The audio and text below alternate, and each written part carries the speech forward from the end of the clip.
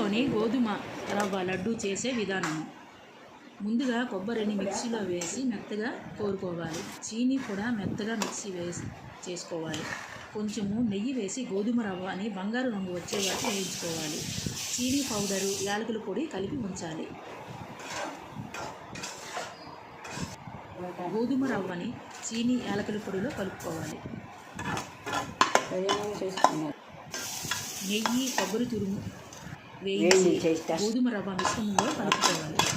ఈ గోధుమ మిశ్రమంలో వేడి పాలు లేదా కొబ్బరి నీళ్ళు కొంచెం వేసి బాగా కలిపి మనకు కావాలంటే కాజు, కిస్మిస్ వేసుకోవచ్చు.